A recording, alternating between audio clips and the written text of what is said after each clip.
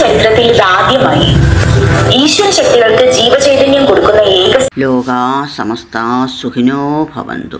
എല്ലാ ആൾക്കാർക്കും നന്നായിട്ട് അറിയുന്ന കാര്യം തന്നെയാണ് ശ്രീദേവിയും മൂദേവിയും. ശ്രീദേവിയുടെ നേരെ വിപരീതമാണ് മൂദേവി.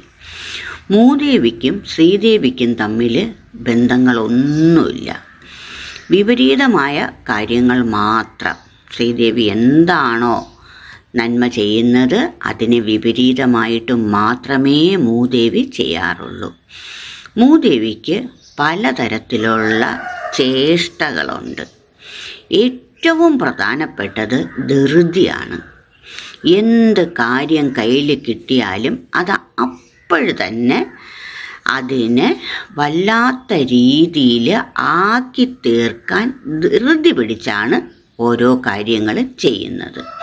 ശ്രീദേവി ആവട്ടെ അതിലുള്ള എല്ലാ വശങ്ങളും നോക്കി അതിൽ നന്മകൾ മാത്രം എടുത്ത് സാവകാശം മാത്രമേ ശ്രീദേവി കൈകാര്യം ചെയ്യാറുള്ളൂ ഏത് കാര്യവും. അതുകൊണ്ടാണ് പണ്ടുള്ള ആൾക്കാർ വീടുണ്ടെങ്കിൽ ആ വീട്ടിൽ ആദ്യം വീട്ടിൻ്റെ അകത്തല്ല പുറത്താണ് കത്തിക്കുന്നത്. ഏതെങ്കിലും ഒരു തിരിയോ ഏതെങ്കിലും ഒരു വിളക്കോ എന്തെങ്കിലും ഒരു ദീപമോ ഒരു ഇടിഞ്ഞിലോ എന്തായാലും അവരത് ചെയ്യുന്നത് വീട്ടിനകത്തല്ല, കാമ്പൗണ്ടിനകത്ത് വീട്ടിന് വെളിയിലായിരിക്കും ഒരു ദീപം കത്തിക്കുന്നത്.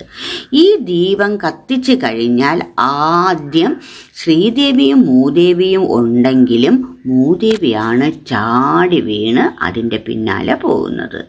എന്നിട്ട് അവിടെ ഇരുന്ന് അവർക്ക് ചെയ്യാവുന്ന കാര്യങ്ങളെല്ലാം അവർ ചെയ്യാൻ ശ്രമിക്കും മൂദേവി. അത് കഴിഞ്ഞിട്ട് അത് കത്തിച്ച് കഴിഞ്ഞതിന് ശേഷം മാത്രമേ വീട്ടിനകത്ത് അവർ നിലവിളക്ക് കത്തിക്കുകയുള്ളൂ. ഈ നിലവിളക്ക് കത്തിക്കുന്നത് ശ്രീദേവിക്ക് വേണ്ടിയാണ്. മൂദേവി ആദ്യമേ ഇടിച്ച് കയറി ഇരിക്കുന്ന സ്വഭാവം ഉള്ളതുകൊണ്ട് ആദ്യം കത്തിക്കുന്ന സ്ഥലത്ത് മൂദേവി ഇരിക്കുകയും വീട്ടിനകത്ത് കത്തിക്കുന്ന ദീപത്തിൽ ശ്രീദേവി ഇരിക്കുകയും ചെയ്യും. ശ്രീദേവി വീട്ടിലിരുന്ന് നന്നായിട്ട് പ്രവർത്തിക്കുമ്പോൾ മുറ്റത്തിരിക്കുന്ന അല്ലെങ്കിൽ മുറ്റത്ത് നമ്മൾ കൊടുത്ത ശ്രീദേവിക്ക് ചലനശക്തി കുറയും. ആ ശ്രീദേവിക്ക് നമ്മുടെ ദുരിതങ്ങളെ വളർത്താനോ ദുഃഖങ്ങളെ കൂട്ടാനോ കഴിയില്ല. കാരണം വീട്ടിലിരിക്കുന്ന ദേവി നമ്മളുടെ പ്രശ്നങ്ങളെല്ലാം പരിഹരിച്ച് മുന്നോട്ട് പോകുന്നതാണ്. ഇന്ന് അങ്ങനത്തെ ഒരു ഏർപ്പാടും ഒരിടത്തും ഇല്ല. വീട്ടിന് വെളിയിൽ കത്തിക്കുന്നതോ അകത്ത് കത്തിക്കുന്നതോ സംഭവം പോലും വളരെ വിരളമാണ്. 100% ആൾക്കാരും വിചാരിക്കുന്നത്, 100 ഞാൻ വെറുതെ പറയുന്നതാണ്, അവർ വിചാരിക്കുന്നത് ഇങ്ങനെയൊന്നും ഒരു സംഭവങ്ങൾ ഇല്ല. നമ്മൾ ജനിക്കുമ്പോഴേ ഇതെല്ലാം നമ്മുടെ ഇതിൽ നിന്നും വന്നതാണ്. അല്ലെങ്കിൽ ദൈവം എന്ന ഒരു സങ്കല്പത്തിൻ്റെ ഉത്തരവാദിത്വമാണ് നമ്മളെ പൂർണ്ണമായി രക്ഷിക്കുക, സംരക്ഷിക്കുക എന്നുള്ളത്.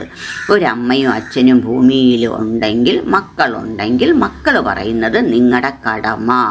തിരിച്ചൊരു കടമ അവർക്ക് പറഞ്ഞാൽ മനസ്സിലാവില്ല എന്നുള്ളൊരു ജീവിതമാണ് അവർ നയിക്കുന്നത്.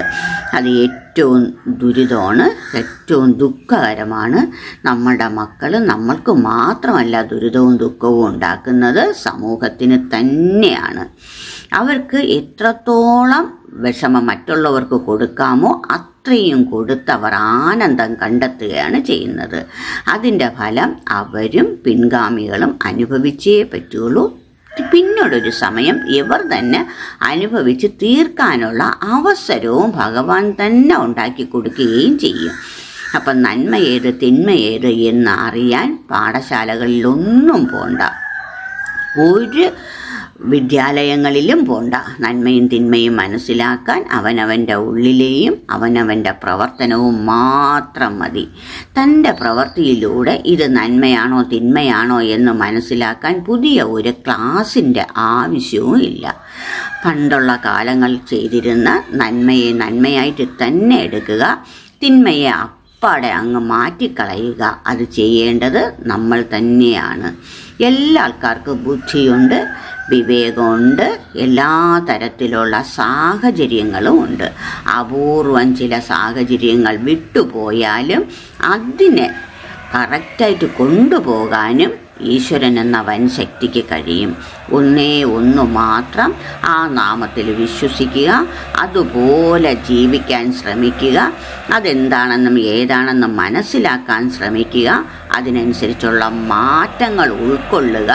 മാറ്റങ്ങൾ ഉൾക്കൊണ്ട് കഴിഞ്ഞാൽ അതിനെ നിലനിർത്തുക.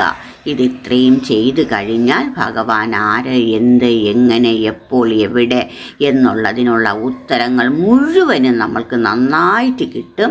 അത് ശേഖരിച്ച് വെച്ച് ഉള്ളാലെ അത് എടുത്ത് സന്തോഷത്തോടെ ജീവിക്കാൻ ഏതൊരു വ്യക്തിക്കും കഴിയും. 100% ഇത് സത്യമാണ്. ഈ സത്യത്തെ നിങ്ങൾ അംഗീകരിക്കുക, എടുക്കുക, എല്ലാ ഭാഗ്യവും നേടിയെടുക്കുക, ലോകത്ത് നന്മകൾ കൊടുക്കുക.